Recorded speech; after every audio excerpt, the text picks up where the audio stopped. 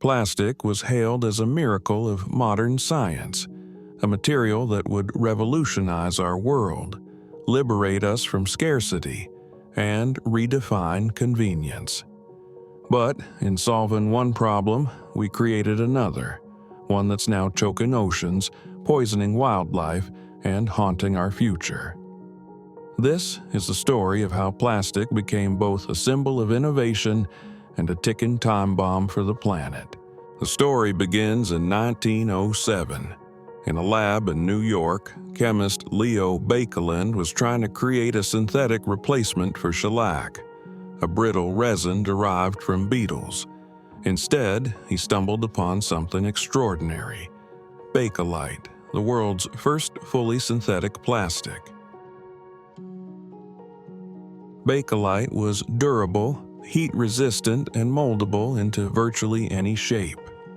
It was quickly adopted in everything from radios to jewelry to electrical insulators. Suddenly, humans had unlocked a new material, one that wasn't derived from nature. This was innovation at its most transformative.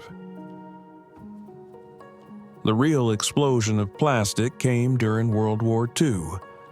The U.S. government poured resources into synthetic materials, creating nylon for parachutes, plexiglass for aircraft canopies, and polyethylene for insulating radar cables. Plastic was cheap, lightweight, and incredibly versatile. It allowed American industry to mass-produce wartime equipment faster than ever before. But what started as a tool of war quickly turned into a pillar of post-war consumerism. By the 1950s and 60s, plastic was everywhere. Packaging, toys, containers, clothing. It embodied a new ethos: use it once, throw it away. This wasn't a flaw. It was a selling point. Corporations promoted the idea of disposability as modern, clean, and efficient. Forget washing dishes. Just toss them. This was more than convenience. It was a cultural shift engineered by marketing and industrial design. But plastic didn't vanish after it was thrown away. It lingered. It resisted decomposition. It broke down into microplastics, entering the food chain and the water supply. By the 1970s, scientists began raising red flags. They found plastic debris floating in oceans, entangled in marine life, and scattered across remote beaches. Still, industry leaders downplayed the warnings. Recycling was introduced, not to reduce waste, but to reassure the public and protect profits. In the 1980s and 90s, plastic companies launched campaigns pushing recycling as the solution. Blue bins appeared on curbs, and a generation grew up believing their plastic waste was being repurposed into something useful. But the truth? Only a tiny fraction of plastic has ever been truly recycled, less than 10%. Most plastics are too complex, contaminated, or expensive to process. The iconic recycling symbol became a marketing tool, not a guarantee. It created the illusion of sustainability while production continued to skyrocket. By the early 2000s, plastic production had surpassed 250 million tons annually. Corporations like ExxonMobil, Dow, and DuPont continued to invest billions into petrochemical plants to produce more plastic. Plastic wasn't just packaging anymore. It was furniture, electronics, textiles, even ingredients in cosmetics and toothpaste. Its roots in fossil fuels made it profitable for oil companies. As vehicle fuel demand declined, plastic became their backup plan. For decades, wealthy nations exported plastic waste to countries like China. But in 2018, China said enough and banned most plastic imports under the National Sword Policy. Suddenly, the West was faced with its own mess. Mountains of plastic piled up in landfills, backyards, and shipping yards. Other developing countries like Malaysia and Indonesia soon followed suit, refusing to be dumping grounds for foreign trash. In recent years, the crisis has gone from environmental to personal. Microplastics have been found in human blood, lungs, and even placentas. These particles are tiny, smaller than a grain of sand, and they're everywhere. In the air we breathe, the water we drink, and the food we eat. Scientists are still studying the long-term effects, but early signs point to hormonal disruption, inflammation, and potential links to cancer. Plastic has also played a sinister role in darker corners of American innovation.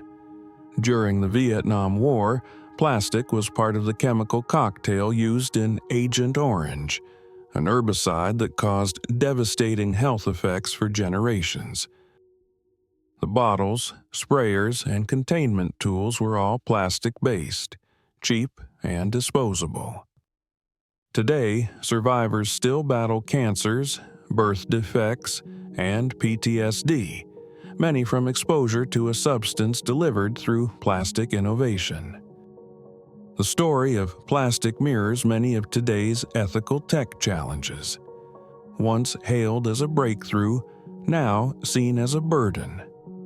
We're encountering the same crossroads with innovations like CRISPR, gene editing technology that promises to cure diseases but could also spawn unforeseen risks. Like plastic, CRISPR was invented with optimism, designed to improve lives. Yet today we debate its consequences: designer babies, ecological disruption, and bioethics. The lesson? Just because we can innovate doesn't mean we should, without understanding the long arc of consequences. Plastic's convenience came at an invisible price. That lunch bag, coffee cup, or water bottle may outlive you by centuries in a graveyard of toxic debris. In our quest for efficiency, we normalized waste. We overlooked that the life cycle of plastic stretches far beyond our lifetimes. This raises uncomfortable questions. Are we using innovation to solve problems or create new ones? But people haven't been idle. Around the world, grassroots movements are staging plastic cleanups, reusing waste, and creating community composting and upcycling initiatives. Cities like San Francisco and Seattle banned single-use plastic bags and straws, tipping points in public policy. Meanwhile, startups are racing to create plant-based bioplastics and enzyme-based recycling technologies that actually break down plastic in weeks, not centuries. These aren't silver bullets, but they show that innovation, when guided by ethics, can evolve. The plastic crisis has prompted global policy efforts. The United Nations is negotiating a global treaty to end plastic pollution by 2025.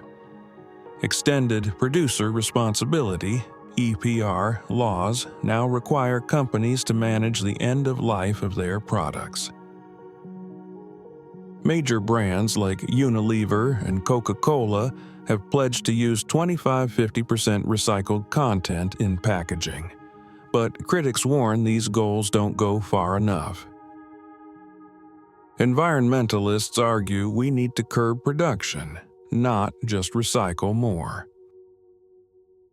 What if the next wave of American innovation prioritized regeneration over extraction? Imagine products designed for circularity, biodegradable phones, compostable packaging, on-demand printing that reduces inventory waste. Envision a future where Agent Orange-style toxins are unthinkable, and ethical review is as vital as technical feasibility. But the truth? Only a tiny fraction of plastic has ever been truly recycled, less than 10%. Most plastics are too complex, contaminated, or expensive to process. Now ask yourself, where do you stand? Will you accept a future choked by waste or demand innovation that heals? Start small. Skip the straw, bring a reusable mug, support brands committed to circular materials, and hold companies accountable for the life cycle of their products. Use your voice, online, offline, at the ballot box. Push for plastic bans, stronger recycling systems, and federal policy that prioritizes materials justice. The story of plastic is a story of human ambition, how we conquer new frontiers, sometimes blind to the risks we leave behind. But unlike previous generations, we now have a choice. Learn from our mistakes and build ethical innovation, or repeat history with higher stakes. Thank you for watching. If you found this video useful, please like, subscribe, and share it with someone who cares about the dark side of American innovation. And remember, the future starts with our choices today.